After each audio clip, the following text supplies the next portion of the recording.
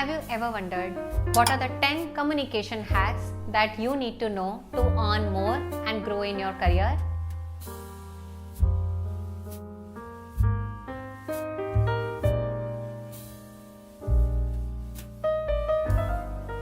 Hola, my name is Shatakshi and I'm in Mexico right now. I recently moved from Boston to Mexico and I'm living in this really cool place called Playa del Carmen, and on my channel I talk about all things management consulting, all things MBA, and all things skills and career advice, especially in your early years. So feel free to subscribe and hit on the notification button so that you are notified whenever I'm on a chai break doing cheers with you on chai, so that you are notified and you get to learn as I'm sharing a lot of interesting content from the last 10 years that I've spent working in management consulting, strategy and public policy.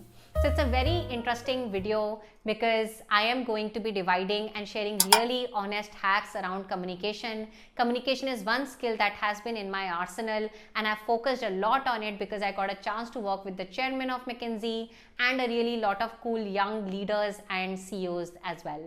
And I look forward to hearing your comment if there is any particular skill that you struggle with. If there are ample number of you talking about one particular skill amongst the 10 list, then I would be more than happy to consider and make a separate video on it. And feel free to stay tuned till the end so that you get to know about the last hack in the communication arsenal, so that you do not miss out on it to grow yourself financially and in your career as well. So I am going to be dividing this entire video into 3 sections. First one is about speaking, second one is about listening, and last one, like I said, stay tuned till the end. And of course, I have my laptop today because it's a 10 lister and I do not want to miss out on any one point. So I'm going to be referring it time and again to take a look or peep into my notes. So the first section around speaking.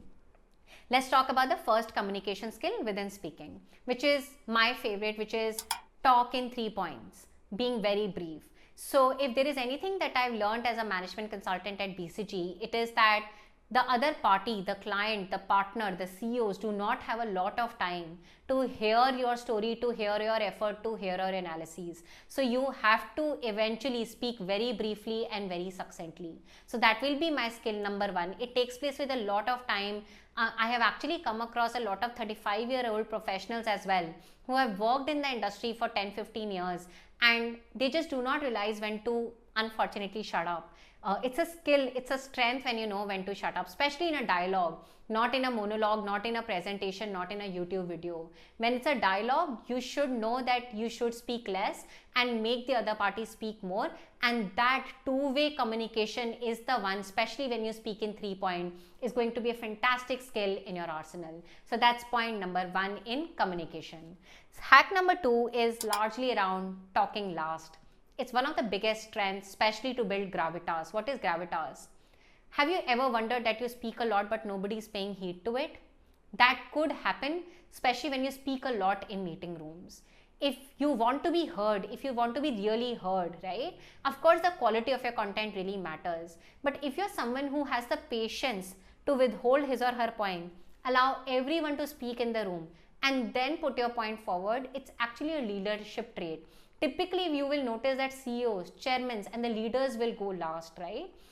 So if you can build that confidence and that patience up in you that you want to speak towards the end, it can be a fantastic communication skill to have. Of course, the context matters, the meeting context matters. If you are in an agile meeting, if you are in actually a war room, then many a time speaking last may not really be the best thing to do. But I hope you apply your intelligence and the contextual setting. But many a times your gravitas increases when you speak towards the end, when everyone is done speaking, because most of the time people are jumpy to make their point and make themselves heard in a meeting room. Which brings me towards the third point, which is talking of output and not efforts. Very recently, Sundar Pichai mentioned very different thing in his podcast with Stanford, The View from the Top, where he's talking about how efforts should also be rewarded and not just outcome. But we need to understand what context in which he's speaking. As the CEO of Alphabet and Google, he wants to basically reward innovation and R&D. And innovation and R&D happens when you're comfortable with failures, you're comfortable with not having an outcome or an output. But in 80 to 90% of the time, most of you may not be involved in a lot of innovation and R&D. And hence, if you are just going to be talking of all the boring analyses, boring work or boring efforts that you did with your boss, then the boss may be just nice on your face, but I'm sorry my friend, you are not going to be the one who will get promotion most of the time. In terms of skill set, the person who talks about moving the needle, either in terms of top line or in terms of bottom line or any other KPI, whatever is defined as a KPI as part of impact, they are the ones who are going to get the promotion. So make sure whenever you're speaking and giving an update, you talk about the outcome or the output and not just about the effort. These are rookie mistakes, especially in your early years in your career. So I'm sharing them with the utmost hope that you avoid them. Which brings me towards the fourth point. Again, very important point. If you have very important things to say, and most of the times you should have important things to say, don't be feeble in your decibel level. It is always best if you have a choice having volume up and volume down, that you have a notch up. I'm not expecting you to shout in meeting rooms, but you know what I'm trying to say. In management consulting and even before in my career, I've seen people who get promotions are the ones who spoke a little bit with a higher decibel level, right? When you speak that way, then you come across as a more confident person. Many a times you would have done very good analysis, you would have created a lot of impact. But if you are a little bit shy or if you have lower decibel volume, then you may come across as someone who is not very confident about your work or about the impact you have made. So given a choice, a little bit up in terms of decibel, it takes place with a little bit of effort, then down. You should always try to be the most energetic person in the room, then the least energetic person. People don't really want lazy, tired people around, right? And you know what is the thin line between shouting and speaking up. So I really hope this hack really comes in handy. Even within my organization, I tend to like working with people who speak a little bit up then down, right? Because they're catching the attention. You hate it, you love it, but that is how the topmost leaders really work with their team members. With that, let us move towards the fifth point, which is that as a young professional, when it comes to speaking and communication hacks, it is always best that you over communicate than under communicate, especially in virtual settings, right? When you are in a virtual setting, you do not want your boss to assume things, what you're doing in the morning or in the evening. I'm not expecting you, or I'm not talking about being available 24/7. I'm strongly against that.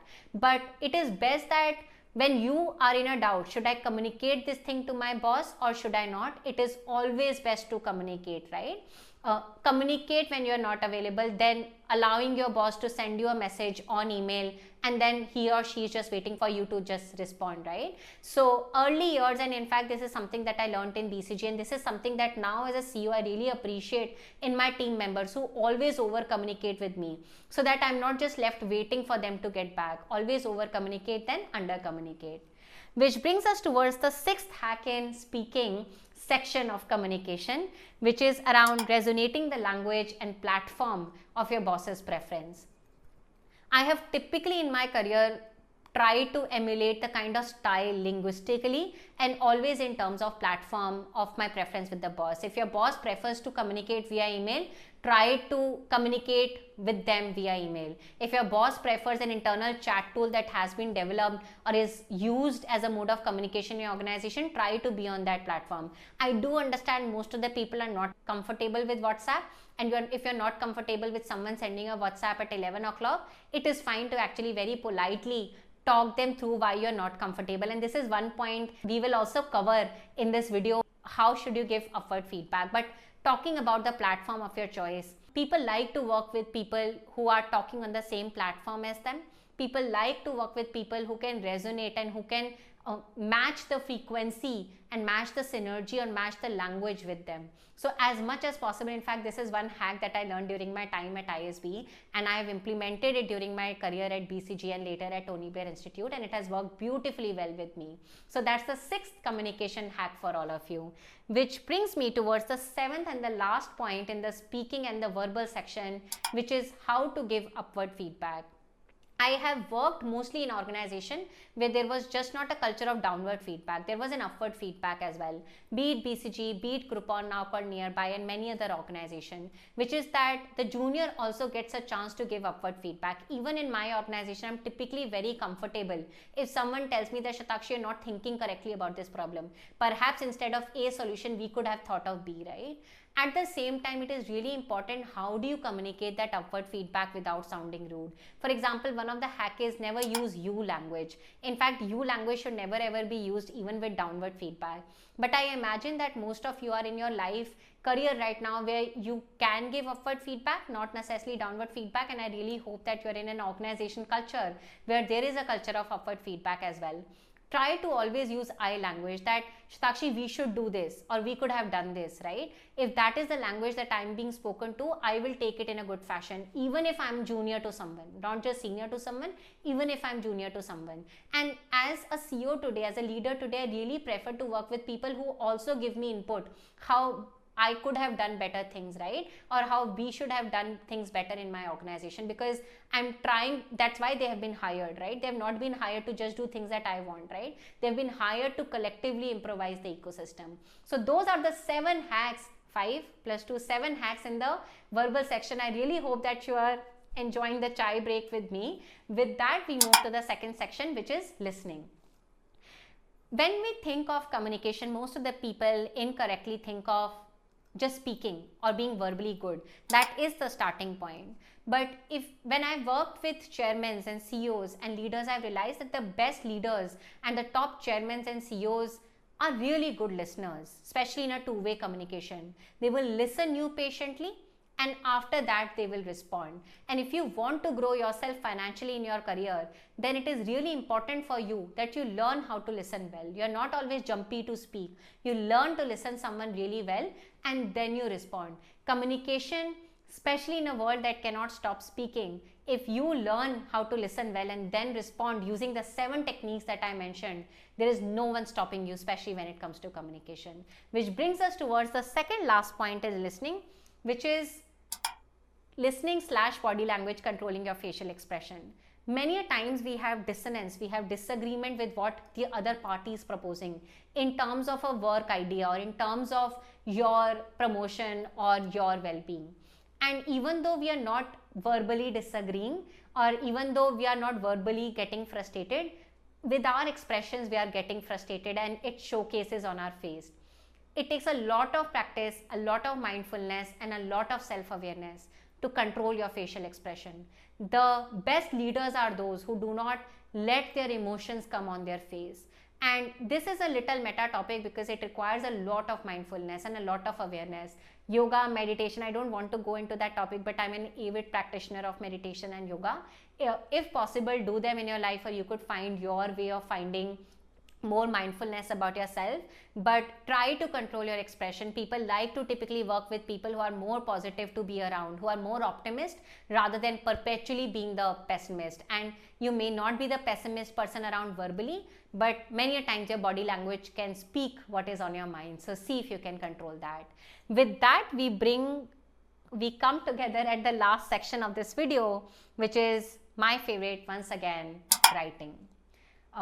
We are in a world where there is Instagram culture, where there is of course YouTube culture. I know that you're consuming this content on YouTube, but a larger section of our society is forgetting how to write.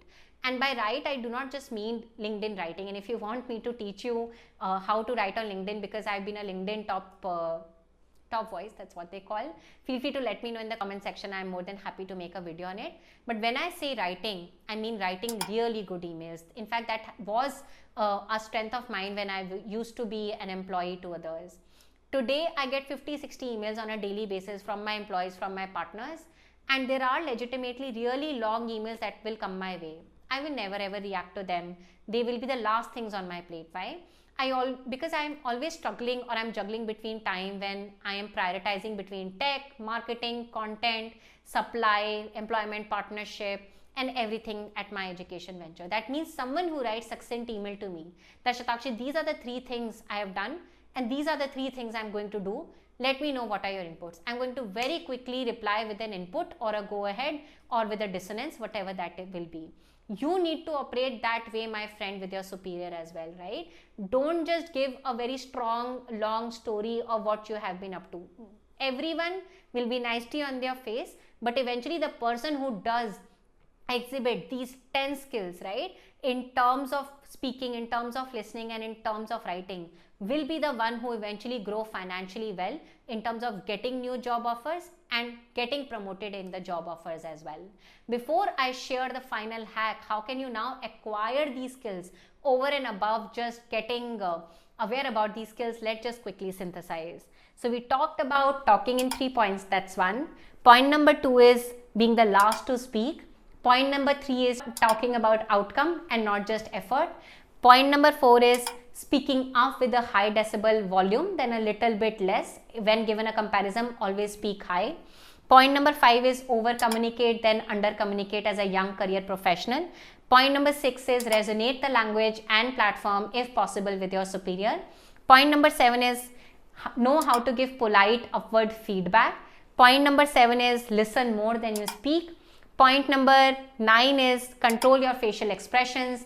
And point number 10, last but not the least, write succinct emails with exact summary. If I would have verbally missed out on a point, somewhere in the editing we will make sure that all the 10 pointers are here. Which brings me towards the last point. The thing with soft skills and business skill is that you cannot acquire them in a passive format. And that's why you cannot acquire all these skills in just on YouTube. You can get aware, but it is very hard for you to acquire them in a passive format. And that's why you need to surround yourself with a high quality community with whom you can practice and actively practice these skills. And that's why you can never become a great communicator just by watching YouTube videos, right? I'll be very candid. And that's why at my education venture, globalgovernance-initiative.org, where we run an impact fellowship program, you get to surround yourself with the most kindest and most purposeful and the very high quality peers who join you across the country and in fact across the globe as well. There are a lot of international candidates where you get to practice these management communication skill. And at Impact Fellowship, you get a chance to get hired by a top employment partners from management consulting to product management, where you get a chance to get personal mentorship from McKinsey, BCG and Bain mentors, where you get a chance to actually advise a leading NGO in this country, and you also get a chance to learn cases and to acquire business acumen from directly CEOs and partners in a live and an interactive masterclass format. That's my time with all of you. If you need me to make a separate video around my time in Mexico, I have moved here for a month and I'm really enjoying the food. I really hope I get to stay fit as much as realistically possible. Oh my, the food is amazing. And that's my chai break with all of you. So let me know if you want me to make a separate video.